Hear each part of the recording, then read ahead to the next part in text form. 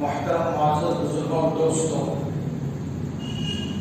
پچھلے جمعہ ایک حساس موضوع کا میں نے آغاز کیا تھا کہ مسلمان جو غیر مذاہب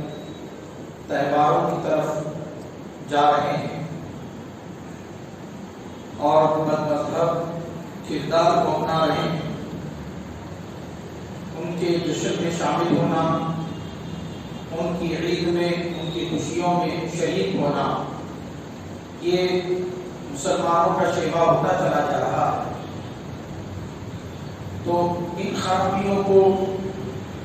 مسلمان سنجیدگی کے ساتھ لینا چاہیے اور مسلمانوں کو چاہیے کہ اس میں صدق دل کے ساتھ اللہ رب العزت کی رضا کے لیے، رسول پاک صلی اللہ علیہ وسلم کی محبت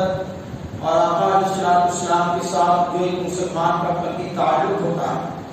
اس تعلق کی بنیاد پر سنجیدگی کے ساتھ ان چیزوں پر غور و فکر کرنا چاہیے۔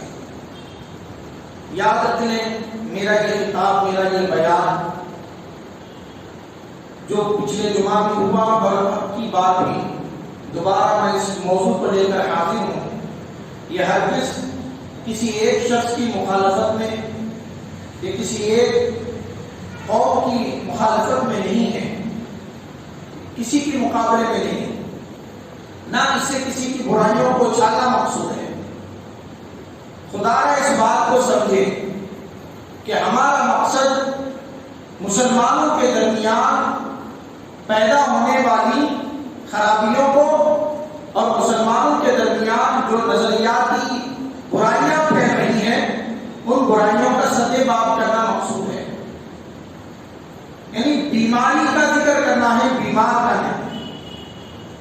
بیمار سے نفرت نہیں ہے بلکہ بیماری سے نفرت ہے، اور یہ سارے بیانات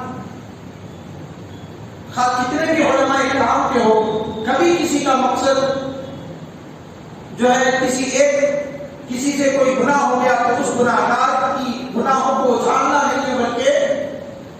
مسلمانوں کے درمیان جو گناہ عام ہو رہے ہیں اور جو بے دینی پھیل رہی ہے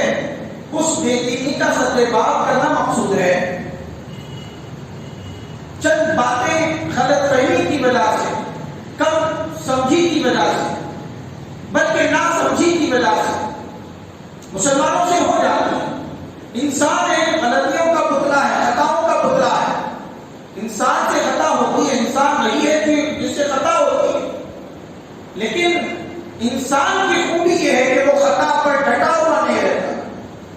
کہ نہیں بھائی مجھ سے جو خطا ہوئی یہی بالکل درست ہے، تو یہ برائی ہے، یہ گناہ ہے۔ ایک مسلمان کا کردار یہ ہوتا ہے کہ جب اس سے کوئی خطا اور غلطی ہو جاتی ہے تو وہ فوری تائب ہو جاتا ہے، اللہ کی بارگاہ میں رجوع کر لیتا ہے۔ اسی لیے اللہ تعالیٰ نے قرآن مجید میں اس بات کو واضح فرمایا کہ جب تمہیں کوئی مصیبت پہنچے تو یہ سمجھ لو کہ یہ تمہارے اعمال کا بدلہ ہے، تمہارے برے اعمال کی وجہ سے تم پر یہ مصیبت آئی، اور جب کوئی تمہیں اچھائی پہنچے تو سمجھ لو کہ وہ اچھائی اللہ کی طرف سے آئی۔ یعنی جب برائی ہو، جب مصیبت آئے تو اپنے اعمال کی طرف دیکھو کہ کیا برائیاں ہیں جس کی وجہ سے تم پر یہ مصیبتیں آئی ہیں۔ ان مصیبتوں کی بدولت ممکن ہے توبہ کی توفیق ہو جائے، اسلام کی طرف آدمی آ جائے، اور فرمایا کہ جب کوئی اچھا